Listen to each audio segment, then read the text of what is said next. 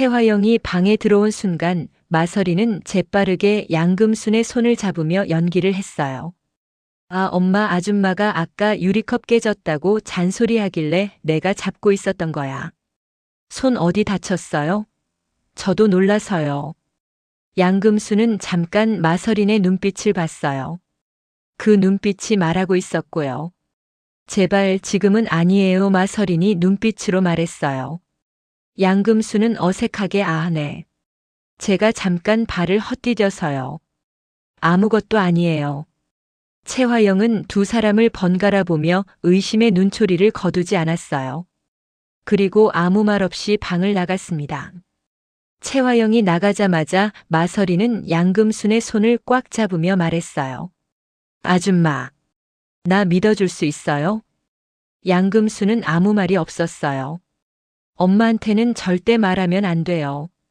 지금 말하면 진짜 소중한 사람이 다쳐요. 양금수는 대답 대신 바닥에 떨어진 유리컵 조각을 천천히 주었어요. 그리고 낮게 말했습니다. 나 오래 살았어. 이 집에서 봐선 안 될 것도 많이 봤고. 근데 말 한마디 한 적 없어. 마서린 눈이 흔들렸어요. 아줌마. 한편 최화영은 방을 나오자마자 이강혁에게 조용히 전화를 걸었어요. 최화영이 차갑게 말했습니다. 서린이 요즘 이상해. 뭔가 달라졌어. 주변 사람들 동선 다 파악해. 이강혁이 대답했습니다. 네, 대표님. 바로 움직이겠습니다. 최화영이 전화를 끊으며 창밖을 내다봤어요. 그리고 최화영은 느끼고 있었습니다. 뭔가 어긋나고 있다는 것을. 그날 저녁 최화영이 웃고 있었습니다. 식탁 위에 놓인 와인 잔을 들고 오늘 저녁 모든 것이 자신의 통제 아래 있다는 듯이요. 그런데 바로 그 순간 오장미도 웃고 있었습니다. 그것도 최화영보다 더 여유롭게. 오늘 저녁 이 두 여자 중 한 명은 분명히 무너지게 됩니다. 누가 먼저 발을 헛디딜까요? 끝까지 보시면 다 나옵니다. 최화영은 아침부터 심기가 불편했습니다. 강남봉을 오늘 저녁 마 회장 앞에 데려와야 한다는 사실 자체가 처음부터 계획에 없던 일이었거든요. 강남봉은 최화영이 철저하게 바깥에 숨겨두어야 할 사람이었습니다. 드림그룹의 일원으로 불러들인 적도 없고 마대창 회장 앞에 이름을 올린 적도 없었어요. 그런데 누군가 강남봉 이름으로 꽃다발을 보내면서 상황이 복잡해진 겁니다. 최화영은 어제부터 그 꽃다발을 보낸 사람이 누구인지를 머릿속으로 계속 뒤집어 보고 있었어요. 진홍주. 이름 하나가 자꾸 떠올랐습니다. 하지만 지금 당장은 진홍주를 추궁할 여유가 없었습니다. 저녁 식사를 무사히 넘기는 게 먼저였어요. 최화영은 거울 앞에 서서 옷매무새를 정돈했습니다. 완벽하게 차려입은 모습이었지만 눈가에는 긴장이 역력했어요.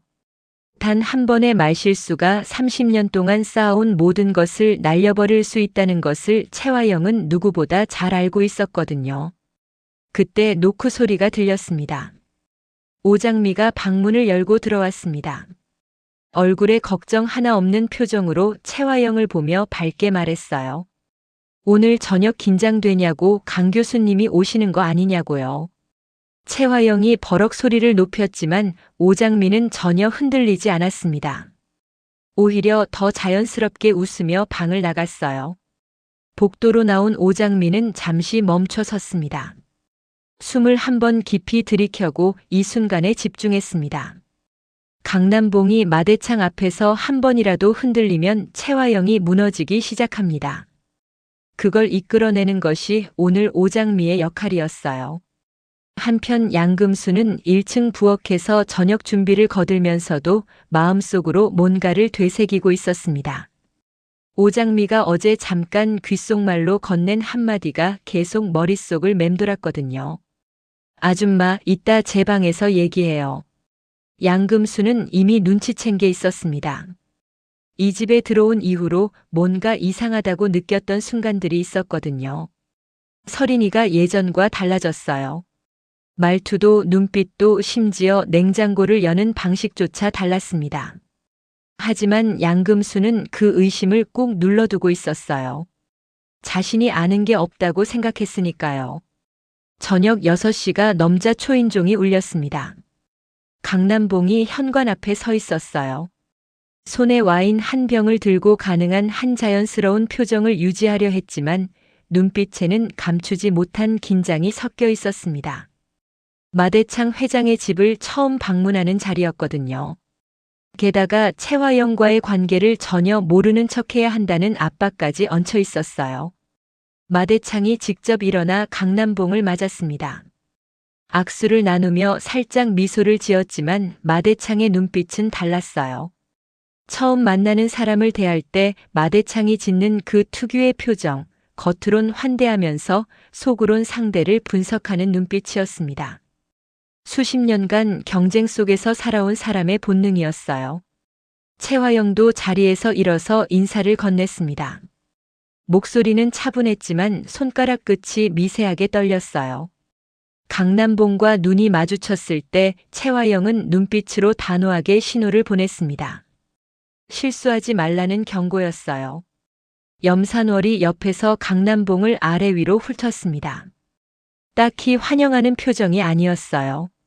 채화영의 옆에서 수년간 일하면서 채화영의 생활을 누구보다 가까이서 봐온 염산월은 강남봉이라는 이름을 한 번 들어본 적이 있었거든요.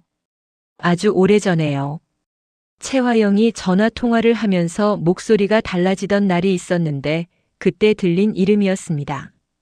진홍주는 소파 구석에 앉아 강남봉을 바라봤어요. 표정에 아무것도 없었습니다. 그냥 바라보기만 했어요. 오장미는 계단을 천천히 내려왔습니다. 강남봉과 눈이 마주쳤어요. 오장미가 먼저 미소를 지었습니다. 반갑다는 듯이요. 강남봉은 그 미소가 어딘가 다르다는 걸 느꼈지만 무엇이 다른지는 알 수 없었어요. 자리에 모두 앉고 식사가 시작됐습니다. 처음 얼마간은 마대창이 이끄는 무난한 대화가 이어졌어요. 학교 근황, 드림호텔 인테리어 작업에 대한 이야기들이었습니다. 강남봉은 잘 훈련된 사람처럼 매끄럽게 대답했어요. 채화영도 조금씩 긴장을 풀기 시작했습니다. 그게 실수였어요. 오장미가 포크를 내려놓으며 입을 열었습니다. 교수님이 얼마 전에 불미스러운 사고를 겪었다고 들었다면서요. 시골길에서 취객이 누워있는 걸 못 보고 사고를 냈다고요. 강남봉의 손이 잠깐 멈췄습니다. 채화영도 반박자 늦게 숨을 들이켰어요. 강남봉이 침착하게 대답했습니다. 어두운 길이었고 단순 사고로 처리됐다고요. 하지만 오장미는 멈추지 않았어요. 그 시간에 거기는 왜 가셨냐고 바로 물었습니다. 짧은 정적이 식탁 위에 내려앉았습니다. 마대창이 포크를 든 채로 강남봉을 바라봤어요. 강남봉이 드림리조트 쪽으로 확인할 게 있어서 가던 길이었다고 대답했을 때 마대창의 눈이 가늘어졌습니다. 그 시간에 직원들은 이미 다 퇴근했을 시간인데 강 교수가 왜 혼자 리조트에 갔냐고 마대창이 천천히 물었어요. 목소리는 낮고 차분했지만 날이 서 있었습니다. 강남봉이 대답을 주저하는 그 찰나에 채화영이 먼저 끼어들었어요. 답사 차원에서 잠깐 들르셨던 것 같다고요. 마대창이 채화영을 쳐다봤습니다. 왜 채 대표가 대답을 하냐고 자신은 강 교수한테 물어봤다고요. 그리고 채화영이 어떻게 그 일을 그렇게 상세하게 알고 있냐고 바로 이어서 물었습니다. 채화영이 급히 사고 조사 내용을 들었다고 설명하려 했지만 마대창은 더 이상 반응하지 않았습니다. 단지 두 사람을 번갈아 보며 조용히 음식을 씹었어요. 여기서부터가 진짜 시작입니다. 마대창이 침묵을 선택했다는 건 생각을 하기 시작했다는 뜻입니다. 염산월이 옆에서 조심스럽게 거들었어요. 강 교수님 사고 내용을 채화영 대표님이 너무 자세히 아시는 것 같지 않냐고요. 진홍주도 맞장구를 쳤습니다. 마치 같이 있었던 것처럼 안다고요. 채화영의 얼굴에 열기가 올라왔습니다. 눈에 띄지 않게 막으려 했지만 목덜미가 빨개지는 건 어쩔 수 없었어요.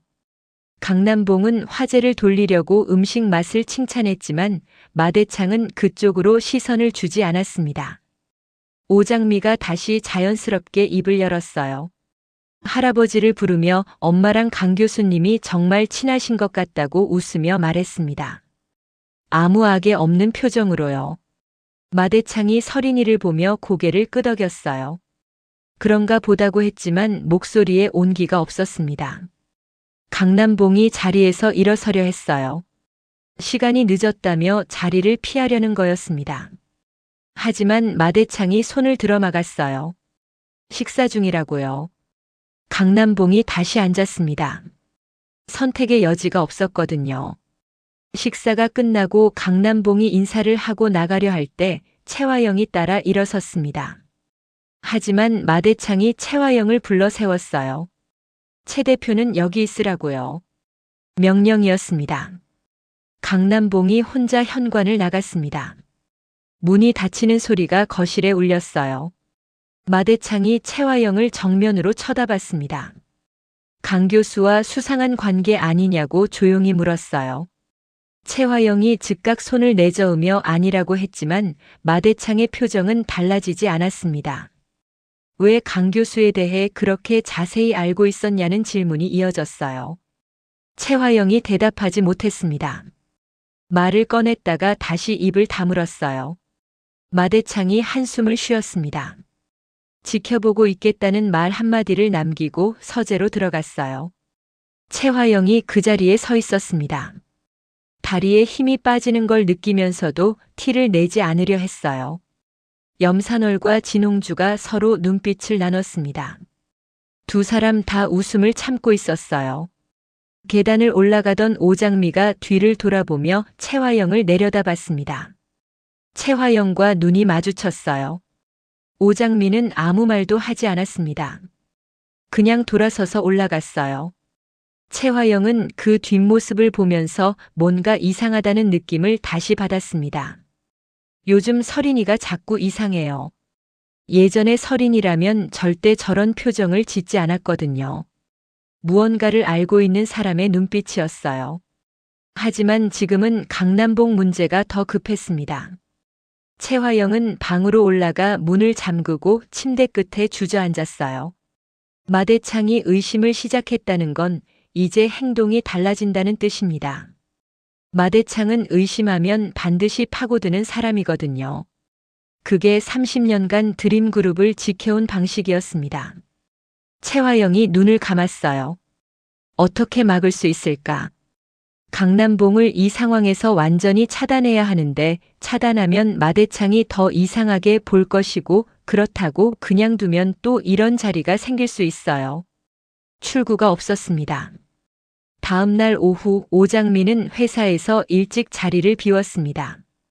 몸이 좀 안 좋다는 이유를 댔어요. 강준호가 걱정스러운 눈빛으로 쳐다봤지만 오장미는 태연하게 나왔습니다. 집으로 들어오자마자 양금순을 찾았어요. 부엌에서 나온 양금순의 손을 가볍게 잡으며 오장미가 방으로 이끌었습니다. 방문을 닫고 두 사람이 마주 앉았어요. 오장미가 천천히 입을 열었습니다. 자신은 마서린이 아니라고요. 마서린의 쌍둥이 언니이고 이름은 오장미라고요. 양금순의 표정이 굳었습니다. 오장미가 설명을 이어갔어요. 쌍둥이인 자신과 마서린이 우연히 마주치게 됐고 단 하루만 서로 바꿔 살아보기로 했는데 그날 사고가 났다고요. 마서린은 지금 병원에 오장미의 신분으로 입원해 있다고 했습니다. 양금순이 믿을 수 없다는 표정으로 입을 열었어요. 서린이는 외동으로 쭉 살아왔는데 쌍둥이가 있다는 게 말이 되냐고요. 오장미가 눈을 마주쳤습니다. 채화영이 마서린의 친엄마가 아니라고 말했어요. 양금순의 말문이 막혔습니다. 오장미가 계속 말했어요. 채화영이 자신들의 친엄마에게서 마서린을 훔쳤다고요. 그것도 쌍둥이인 게 들통나지 않게 하려고 자신의 아버지를 죽였다고 했습니다. 그리고 이어서 자신까지 없애려다가 마서린이 다쳤다고요. 양금순이 벌떡 일어섰습니다. 몸이 반응보다 먼저 움직인 거예요. 숨을 가다듬으며 다시 앉았습니다. 이 모든 말이 사실이라면 자신이 수십 년을 이 집에서 일하면서 본 것들이 전혀 다른 의미를 갖게 되는 거였어요. 오장미가 양금순을 데리고 차에 탔습니다. 반찬 가게로 향했어요. 차를 세우고 가게 안을 가리켰습니다. 정숙희가 일하고 있었어요. 아무것도 모른 채로요. 양금순이 유리창 너머로 정숙희를 바라봤습니다. 그리고 뭔가를 떠올린 듯이 말했어요. 예전에 마동석 대표님 방에서 사진을 본 적이 있다고요. 그 사진 속 여자가 저분이라고요. 오장미가 고개를 끄덕였습니다. 저분이 자신과 마서린의 친엄마라고 채화영이 쳐놓은 덫에 걸려서 옷에 아이 수준의 지능으로 살고 있다고 설명했어요. 양금순의 눈가에 물기가 맺혔습니다. 나쁜 짓인 줄 알았지만 이 정도일 줄은 몰랐다는 듯이요. 오장미가 양금순의 손을 잡았어요. 채화영에게 반드시 복수할 거라고 함께 해줄 수 있냐고 물었습니다. 양금순이 오장미를 쳐다봤어요.